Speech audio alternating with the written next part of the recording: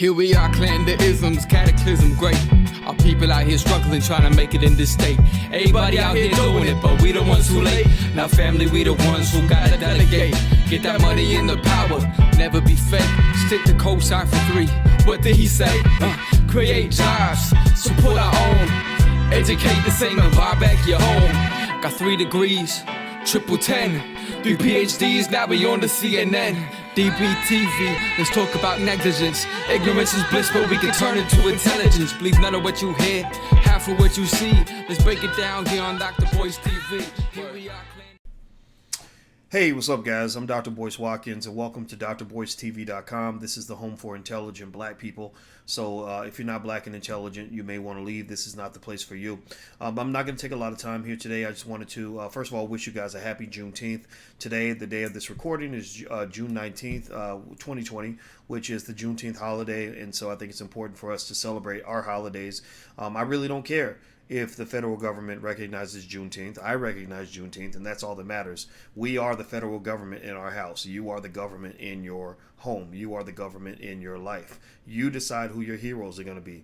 You decide when your holidays are going to be. So Malcolm X's birthday is a national holiday in our house. Marcus Garvey's birthday is a national holiday in our house. Harriet Tubman's birthday is a national holiday in our house. Juneteenth is a national holiday in our house. And I don't need the federal government or any white person anywhere to tell me when I can have a holiday, because I'm going to take a holiday when I damn well please. So do me a favor, hit the thumbs up button, hit the share button, hit the subscribe button. What's up to you guys on Instagram? My Instagram is The Real Boyce Watkins. And also, don't ask, today we're not going to talk about what's going on in the stock market. If you want to know more about that, I did a report this morning on the Black Financial Channel. That's theblackfinancialchannel.com. So if you want to know about black, financial news and commentary from a black perspective, go subscribe, theblackfinancialchannel.com.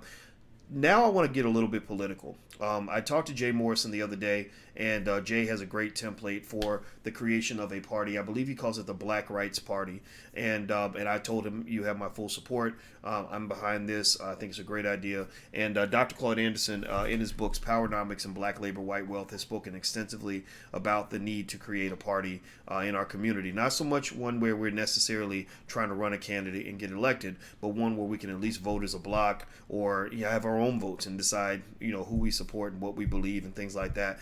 Why is that important? Well, it's very important because, what's going on right now is you have a huge opportunity in the black community, right? A lot of things are happening.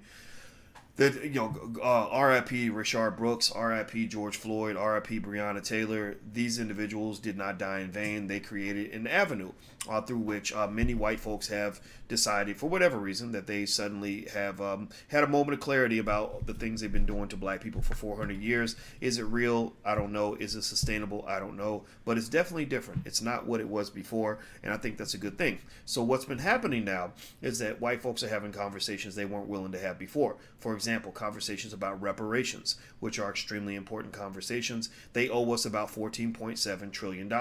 They owe us. So my question is, when can we expect payment? I'm like the bill collector up in that mug. Like when can we expect payment on that $14.7 trillion? Because we have had to send you to, we've had to sell your debt to the bill collectors because you have not paid. You are refusing to pay, and white woman tears is not adequate compensation. Public apologies are not adequate compensation. Marching and praying with us is not adequate compensation. A Dr. King dinner every year is not adequate compensation. Symbolism is not adequate compensation. Painting Black Lives Matter on the street, going up to the White House is not adequate compensation. Money is adequate compensation. So we will take money, we will take land, we will take a cashier's check. Whatever form of payment you want to use, we'll accept that, but we're not going to accept anything symbolic. We want substance. Can we agree with that? Type yes in the chat if you understand. Type the word substance. Type the word tangibles. Substance, tangibles. Very, very important. When can we expect payment? Cut the check. That's a good hashtag. Use that hashtag. I had to make that point clear. I'm an economics guy, and money is what moves this world. 2 billion acres of land or something crazy like that was given away to other people, and we never got our cut. We want our cut. We want our share. That's where the conversation will start and finish. At that point, I don't give a shit if you like me or not. I don't care if you think that I'm a good guy or a bad guy. I don't care if you're racist against against me or not. Honestly, I don't care about that stuff. I don't care if a white woman looks at me and calls me the N-word. Well, guess what? I'm gonna call you a name too. How about that? Stop the victimhood. Stop that. You're not a victim. You're not a wimp. You're not a nobody. If somebody talks smack about you, you talk smack right back. If somebody hits you, you hit them back. You don't get in the car and cry and tell them, oh my God, it's so... No, you're warrior people. You're strong people, and I need you to be strong for your community. So let's keep going. Hit the thumbs up button, hit the share button, hit the subscribe button. Let me read some of this to you. Let's talk for a second about one thing that has to be made clear as we're going through this movement. There's an organization called Black Lives Matter. Black Lives Matter is kind of in the forefront of all of this. And Black Lives Matter is a little bit like what the ADOS movement was. ADOS stood for American Descendants of Slaves. These two movements are two movements that are a little bit problematic because the idea, behind, the symbolic name of, if you will, of the organization is something we can all connect to. So, for example, if you say American Descendants of Slaves, it's like, oh, I'm an American Descendants of Slaves, right? But having the designation is not the same as being part of the organization, right? Because organizations get led by people who sometimes have their own agenda, right? So with ADOS, there was confusion because a lot of people said, oh, I identify as ADOS. But then when they saw what the leadership was doing, the leadership didn't make much sense in terms of their agenda. It just wasn't run properly. It just bad leadership. So a lot of folks began to separate the designation from the organization. Well, I think that when you talk about Black Lives Matter, you have to kind of be able to do the same thing. How many of you, give me a yes or no in the chat right now, how many of you agree that Black Lives Matter? You give me a yes if you believe Black Lives Matter as much or more than white people. Give me a yes if you believe Black Lives Matter, right? I'm going to raise both hands because I definitely believe Black Lives Matter. Even before white people told me that was true, I knew that my life mattered because that's my life. I'm black and it's very important to me, right? So Black Lives Matter is something we can all agree with. That's something we can all relate to. That's something that resonates with... Resonates? Is that the word? Resonates. It's the morning. I ain't had all my coffee yet, so you got to forgive me. I'm going to jack up some words here. Just call it ebonics or something. Anyway, so it resonates with a lot of us, right? Black Lives Matter. Yeah, Black Lives Matter. Woo. Here's the problem. Black Lives Matter is not an organization that was created by black people. Most of you know this. I want to make sure that we reiterate this. George Soros, a liberal white billionaire, created Black Lives Matter, funded Black Lives Matter so that he could galvanize black support under the umbrella of a leftist agenda, right? What does that mean? Doesn't mean it's bad. Some of the ideas are very good ideas. But you must understand the difference between an organization that includes black people versus an organization that is run by black people. You must know the difference between a vehicle that is owned and driven by black people versus a vehicle where black people are, play the role of the front left tire, right? You have to understand the difference between being in a vehicle that black people are controlling versus one where we're in the passenger seat or we're riding in the trunk. Black Lives Matter is an organization that is being driven by the George Soroses, being driven by the leftists, whether it's Antifa or whatever, being driven by the Democratic Party, where black people live in the trunk. Black people we are the front left tire. Some might even say we're the engine because we drive a lot of the politics in America. So I think that while you can certainly respect and appreciate part of the agenda of Black Lives Matter, I don't think that they're necessarily bad. And in fact, I don't have any problem with an agenda that supports the rights for members of the LGBT community to be respected. I don't have any problem with an agenda that supports the rights of women to have all the equality that they deserve. I don't have any problem with an agenda that says that American capitalism is certainly quite abusive to the poor, and we need better safety nets. We need a wealth redistribution. I don't have any problem with any of those things. But I think it's very important to understand the difference between a Black Lives Matter agenda and a black nationalist Malcolm X style agenda, right? A black nationalist agenda says that that's more of the mission that we have in the Black Business School. Black people should educate our own children We should create our own jobs. We should support our own businesses. We should police our own communities. We should control the politics in our community. That's a very different agenda from what Black Lives Matter is talking about. In fact, a Malcolm X style agenda or a Black nationalist agenda, Marcus Garvey-ish, style agenda of Black liberation, true Black liberation, it kind of just means that we just get to control our own destiny, and we're not going to get caught up in what they call the horizontal issues. Dr. Claude Anderson in Powernomics speaks extensively about horizontal issues, like whether it's feminism or it's immigration issues that may or may not help Black people. He actually speaks in a way that explains how immigration was used to dilute and to harm the Black community, how they wanted to bring anybody into America except Black people so that Black people would have less economic power, so Black people have less political power, right? So a lot of the issues that are going to be brought to the table by a leftist, Black Lives Matter, George Soros, Democratic Party line of thinking is going to be in complete contradiction, in direct contradiction to what you would pursue with a Black nationalist, Black power-ish sort of agenda. When you're talking about true community empowerment, true liberation, development of our families, etc., that's not in alignment with a lot of the conversation that you'll see on Black Lives Matter. Right? So what I want to do is I'm going to read, and this is all out in plain sight. The Black Lives Matter is not hiding any of this. Guys, let me back up.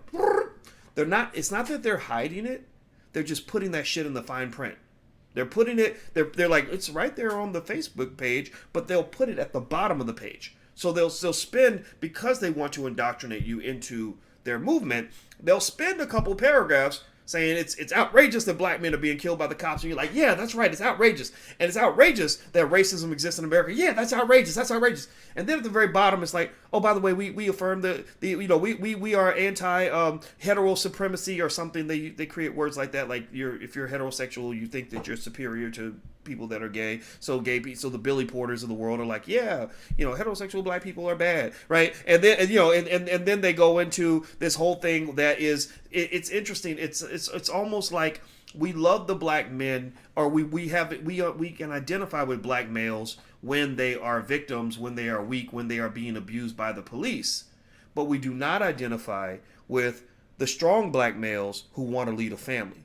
We want to tell the women, you don't really need these guys because they're filled with toxic masculinity. So the same agenda that appears to be liberating you is really only putting you on life support so they can come in and cut your throat in the middle of the goddamn night, right? The same people that claim that want to keep a George Floyd alive are the same ones who want to send your Black son to prison under the Me Too movement because a white girl accused him of rape and has no evidence whatsoever.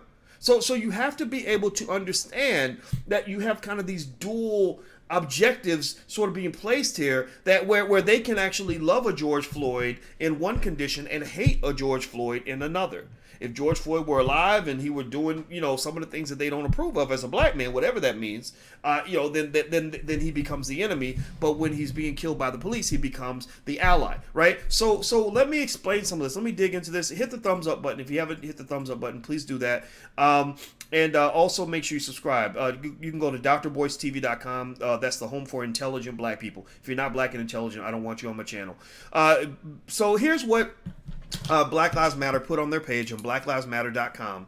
They have a page called What We Believe, and I'm going to read this as fast as I can. It's a long statement, but it's very important to kind of break this down so we can kind of just know what it is and know what we're signing up for when we get into certain things. The other reason why I want to read this is because you got to understand all this corporate money that corporations are now, allocating to Black people isn't really going to Black people. It's not going to build independent Black schools. It's not going to necessarily build independent Black businesses, or it's not going to really sustain and support Black families.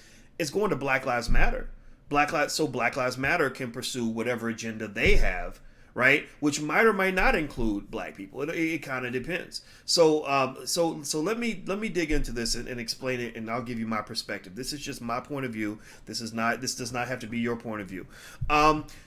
It says 4 years ago, what is now known as Black Lives Matter Global Network began to organize. It started out as a chapter-based, member-led organization whose mission was to build local power and to intervene when violence was inflicted on black communities by the state and vigilantes.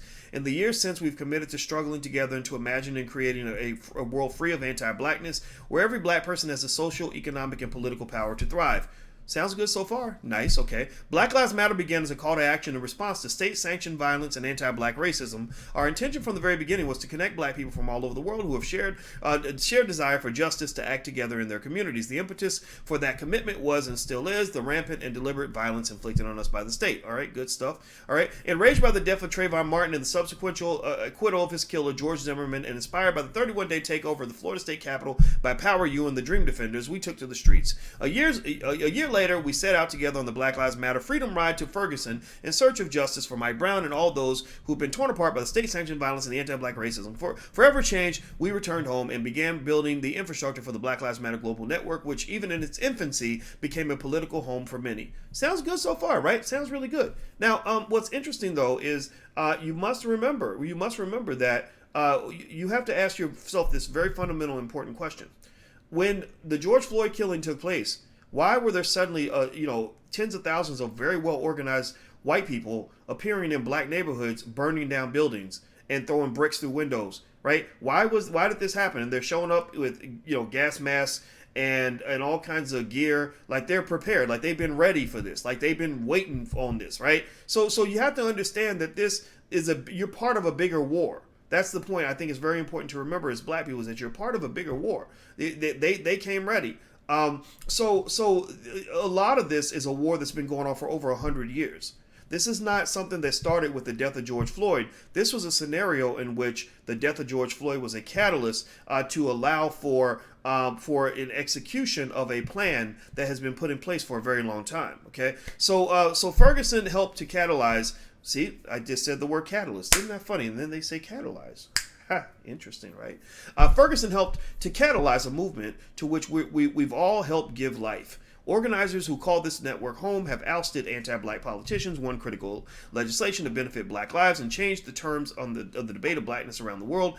Through movement and relationship building, we have also helped catalyze, there's that word again, other movements and shifted culture with an eye toward the dangerous impacts of anti-blackness. These are the results of our collective efforts. The Black Lives Matter Global Network is as powerful as it is because of our membership, our partners, our supporters, our staff, and you. Our continued commitment to liberation for all black people means we are continuing the work of our ancestors and fighting for our collective freedom because it is our duty. Fascinating, though, that George Soros creates an organization that's using language saying our ancestors, right? The person who pays the bills is going to drive the agenda. Where the resources come from, that's going to have a big play in how things play out. So I find the language really interesting. Let me keep going. Every day we recommit to healing ourselves and each other and co-creating alongside comrade, ally, comrade. That word comrade is a big deal. The word comrade is important because comrade is typically used in the Communist Party movement. Now, here's the thing. I'm not a liberal or a conservative. I'm a person that believes in common fucking sense. That's all I believe in. I don't really give a shit if you're a Democrat or a Republican. If your ideas are good, I'm going to tell you they're good. If your ideas are stupid, I'm going to tell you they're stupid. So I don't fall into those boxes because I'm black first. B1. Type hashtag B1 in the chat if you get what I'm saying. And one of the things that occurs is that sometimes as a black man, when you're trying to navigate and understand what it means to have independence, freedom, and empowerment, while at the same time, fighting against, some of the other issues that exist out here in the world, you get confused, right? And so let me tell you about a time where there was an attempt to even confuse me. So one day I got a phone call. I'm friends with Cornel West. I love Dr. Cornel West. Now, mind you, Cornel West is very left. I'm not as far left as that, right? Like, I believe, for example, businesses can be a great thing for a community, and that capitalism isn't always terrible all the time. I think capitalism is not the best system, though, because it can be harmful, but I do think free enterprise and economic development is a very good thing for a country. I don't want everybody to be the same and to be poor, and I don't believe that the lazy motherfucker deserves to get the same shit as the person who worked his ass off. If you and I both grow up in the hood and I'm busting my ass and studying and working hard and saving my money and investing, and you all running around chasing women and throwing your money away on Gucci and Air Jordans, and then yeah, I want to be ahead of you. I don't want us to be in the same place because I don't believe that you should reward lazy motherfuckers. That's just my 2 cents. That's who I am. That's how I was built. I don't apologize for that. Now, here's the thing though, but despite that, I appreciate many of the ideas that come from the left, right? So that's why Cornel West and I love each other very much, and that will never ever change no matter what anybody says. So there was a guy who called me, a white guy, random white guy. Don't know why white people call me. White people are usually afraid of me. They don't talk to me. So I was like, why is this white guy calling me? So the white guy called me and he says, oh, Dr. Cornel West recommended that we reach out to you. And I'm like, oh, okay, yeah, Cornel, that's my man. So what's going down? How can I help? Right? So he tells me that, he says, we're holding a protest, for the death of Mike Brown. At the time, that's what it was. So I said, okay, yeah, Mike Brown shouldn't have got killed. They shouldn't have shot that brother. That was wrong. So what can I do? Right? So I come to a meeting and they plan the protest. And I'm like, okay, we plan protest. And then I go to the protest. And while I'm at the protest, here's what's going on. This is what's fascinating. This is where I started understanding and researching the bigger war, right? So while I'm there, they're handing me these communist like newspapers and shit.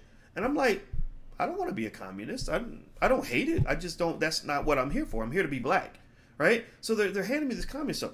And then I go to another meeting, and at the meeting there are these really, really ride or die ass white people up in there. I'm talking about like bout it up in that mug, like ready to go to Ferguson and burn shit down, pop a cop if they got to, and I'm sitting here like, wow, these are some really ambitious white people. I've never seen white people like this up close. So because they're fascinating to me. When I distance myself because y'all like to be lynching Negroes and putting them in prison and all that. But when I'm around it, I'm just studying, and I must remember I'm a professor, so I'm taking in information. I'm like, wow, that white boy is really like he's really like gangster with his shit. So they're literally like about to get on the bus to go to Ferguson and just blow some shit up. And I'm like, wow, okay, fine. And then a week or two later, I get a call from the guy who brought me in, the friend of Cornel, who is basically telling me, Cornel West is going to have this big debate in New York, and he's going to debate some famous communist guy, and we want to take a bus up there, and we know you got some money, so we'd like for you to donate to pay for the bus. So my reaction is, fuck no. No, I'm not paying for anybody's bus. I'd rather send money to like a cousin or something, or somebody in my community that needs it. I'm not trying to pay for a bus full of white communists to go to New York. That's not interesting to me. And the guy keeps on pressing, and I'm trying to be polite, and I'm like, that's my problem. I'm too nice sometimes. So I'm like, hey, no, that's not. Nah, thank you, I appreciate it. Maybe I give $10 but this dude really wanted like some money, like $25,000 or something for this bus. And I eventually hung up on him. I said, don't call me anymore. Because he kept calling me. So my point in telling that story is, after I saw this and I started researching on how that section of Chicago, right around the University of Chicago, is just a very strong hotspot for very deep left ideas. Communist, socialist, just stuff that Antifa type stuff that I'm not into. I'm not into that. I don't hate it, but I'm not into that. That's what helped me understand. Okay, so I get it now. You were using my respect for Cornel West as an avenue to get in. You're no different from a guy who finds out that some pretty girl that she likes, that she likes to weave basket. She likes basket weaving, so he pretends to be interested in basket weaving because he's really trying to get some ass. That's what they were trying to do. They were basically trying to get some financial ass by basically pretending that we had something in common. And then after that, you start to realize what the agenda actually is. And I wasn't into that because I said, look, I'm here to be black, man. I am black first. And I'm not trying to do all this other shit you got going on. Because I went to a meeting and they're like our comrades, and I'm not stupid. I remember comrade, that's like a term they use a lot in Russia, and that's a communist kind of thing. So I'm just trying to say that you got to be really careful, black people, about being sucked into a bigger war, because bigger wars come with bigger consequences, and they also distract you from your core purpose. One good example that I brought up before is Vietnam. Ho Chi Minh, one of the great leaders of all time in Vietnam's history, was a guy who just wanted Vietnam to be free. The Vietnamese have been controlled by the French for over 100 years, and he was like, we want y'all out of this bitch. And so when World War II started, he saw that as an opportunity for Vietnam to be free, because the French got their ass kicked by the Germans for a little bit in World War II. They just kind of got punked. And so during that time, he was trying to get freedom, and what happened was the communists came along and offered to help him, and that's where the Viet Cong and all that came from. And what occurred, though, was that sometimes when you take support from a bigger group, a bigger cause, you attract bigger enemies, right? So I might live in a neighborhood where I don't want to be a Crip and I don't want to be a Blood, but I want protection. So I go to the Crips and I say, hey, I can use some protection. Well, guess what? I picked up some allies, but I also picked up bigger enemies. Now, because I'm a Crip, you know, this is back in the day, back when the gangster shit was real. Now the Crips and the Bloods, God bless them, they've learned that we're all in the same gang up in this bitch, and we got to be black first, and I'm so happy about that. But back in the 90s, it was real. It was like, okay, now that you're a Crip, now you walk around and you're blue, you're a target for anybody who doesn't like the fact that you're wearing blue, right? So black folks have to be cautious about getting involved in what can only be described as the globalized version of gangster shit. You know, the whole thing with the communists and the leftists versus the fascists and, you know, the people on the right, the Donald Trumps and the Republicans or whatever, has been going on for over 100 years. I don't think that is what we're here for. I think that we have to be smarter than Ho Chi Minh and the Vietnamese were, because what happened in Vietnam was the entire country got destroyed. The entire country got ripped apart. Divide and conquer was the order of the day, where you had Vietnamese families that loved each other killing each other because one had picked one side over the other. Well, black people are in the same boat. You're in the same boat because you got black people taking each other out, hating each other, killing each other digitally, so to speak, metaphorically, because I'm a Democrat and you're a Republican, or you're a Democrat and I'm a Republican, or I like Trump and you don't, or I'm a Joe Biden guy and you're not. So I'm unfriending you. I won't talk to you. You're ignorant. Fuck you, right? Because your dumb ass has got caught up in a white man's game. So I'm trying to say that if you're going to get caught up in a game, don't get caught up in the white man's game. Get caught up in the black man's game. Get caught up in the black woman's game. Get caught up in the black first game. Because at the end of the day, I don't give a fuck what your political affiliation is. I do not care if you are a Trump supporter to the end. If you black first, then we are fine. I don't care if you love Joe Biden. If you are black first, as long as that, to me, that's secondary. That's like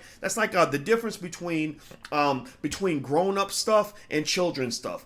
The political party you're in, that's children's stuff to me. That's secondary. That we know that doesn't matter because we've been voting for Democrats forever and it ain't done nothing for our community. We know it don't matter because Candace Owens can talk all day about the wonders of Donald Trump, and she knows at the end of the day she's being used up. She's going to be the next Omarosa in about 5 years. Mark my words, in about 5 years, Candace Owens is going to get booted out by the Trump administration, and she's going to write a tell-all book talking about the racism she endured as Donald Trump's little mistress or whatever the hell she is, right? So what I'm saying to you is at the end of the day, you got to know that you're black first. That's got to be important. If we're going to have a solid community, if we're going to win, we have to know what matters and what doesn't matter. What's our top priority? What's our secondary priority?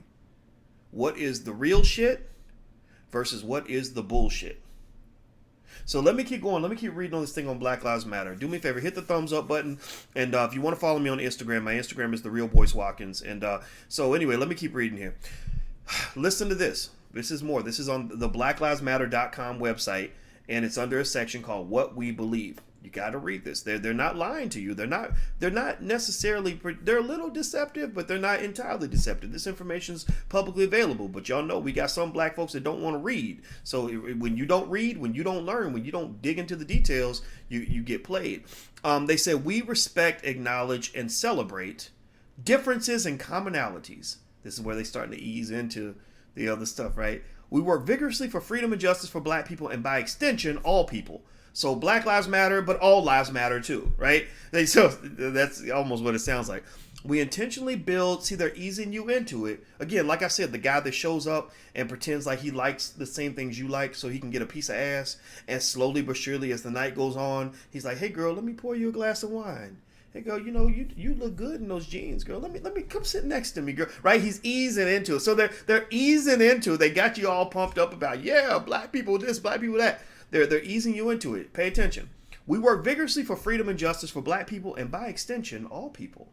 We intentionally build and nurture a beloved community that is bonded together through a beautiful struggle that is restorative, not depleting. We are unapologetically black in our positioning. In affirming that Black Lives Matter, we need not qualify our position. To love and desire freedom and justice for ourselves is a prerequisite for wanting the same for others. So again, they're like, we want it for ourselves, but also we want it for others. We have a black agenda, but we also got this other agenda, right? Let me keep going. We are guided by the fact that all Black Lives Matter, regardless of actual or perceived. Here you go. Now he's dropping now he done pulled his penis out. We are guided by the fact that all Black Lives Matter, regardless of actual or perceived sexual identity, gender expression, economic status, ability, disability, religious beliefs or disbeliefs, immigration status, or location. Tell me, yes or no, does that not sound exactly like the Democratic Party leftist white liberal agenda? Tell me, does that not just like literally like it's coming out of a goddamn textbook sound exactly like somebody on the left would say when they're talking about what white liberals believe? Seriously, let's go down. Let's break this down.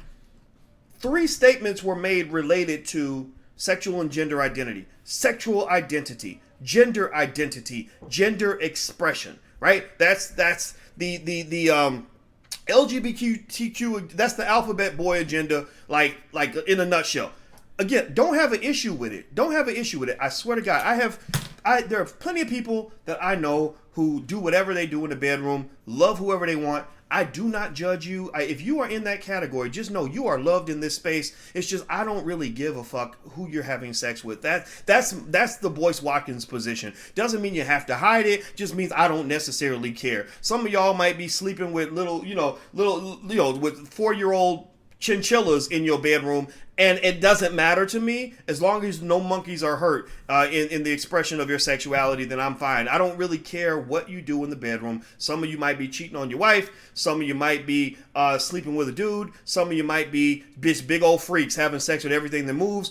I don't care, right? And I think that goes back to that core idea that I was explaining to you guys. Dr. Claude Anderson talks about this. In order for you to achieve black power, you got to be focused, man. You got to be focused. And the problem is that you're not focused because you get sucked in to all these other issues, these other horizontal issues. You know, you have to be black. Being black just means like, look, I'm black. You black. I'm wearing a blue shirt. You're wearing a red shirt. That don't mean I got to hate you because you're wearing a red shirt, because the color of our shirt is secondary to the fact that we both got this. We both got melanin. We're fighting the same battle. We want the same things. I'm a man, you're a man, we want strong families, or I'm a man and you're a woman, we want to love and support each other and build unity, right? So a Malcolm X-ish, Marcus Garvey-ish, nationalist-ish agenda is one that says we build strong communities, we build strong families. The father is really important in that family. No, you're not going to have the same thing when you got 2 mommies that when you have a mother and a father. Doesn't mean you can't have that in some communities, but the whole community can't all be trying to have sex with people of the same gender. That just doesn't work. Mathematically, it doesn't add up when it comes to things like reproduction or protecting the community, right? So it doesn't mean we hate you. It just means we love ourselves. It doesn't mean that we're against you. It means that we're for ourselves. And because I'm spending so much time being for me, I ain't got time to necessarily distract myself from my agenda so I can pursue your agenda. That's what I think is important to say. That's how you can express your blackness without it becoming something where you have to be, homophobic or whatever. And then the problem I have with those individuals, though, is they interpret you prioritizing yourself, you prioritizing your blackness to mean, that they have the right to label you. Oh, you're homophobic, or oh, you're hetero superior, or they have hetero superiority. They like to invent words. Because I read about the history, I was like, wow, these white people are crazy. Like, so I was reading the history of it, and I noticed how they like to invent words and label people, because it's like a type of social engineering. Because if I label you and make you feel like an outcast, then I'm going to force you to get in line. So it's a very fascist kind of way of thinking, like very much anti-freedom, very much anti, freedom of speech and expression just doesn't really apply when you go the further left you go, right? Because what they'll do is they'll take, like, for example, the fact that they would label the whole black church as homophobic, because you got millions of black people that go to church, listen to their pastor, read the Bible, and just don't necessarily agree with a certain lifestyle. Suddenly you're calling millions of black people homophobic. Like, fuck you, man. Seriously, like you ain't nothing but another slave master. Let me be me. Let me live. Let me keep going. Let me read more of this. I'm gonna read. This is a great paragraph here, because this is when they're pulling their penis out. This is when they're letting you know what the real agenda is, and how they're trying to basically make sweet love to you or screw you, depending on how you look at it.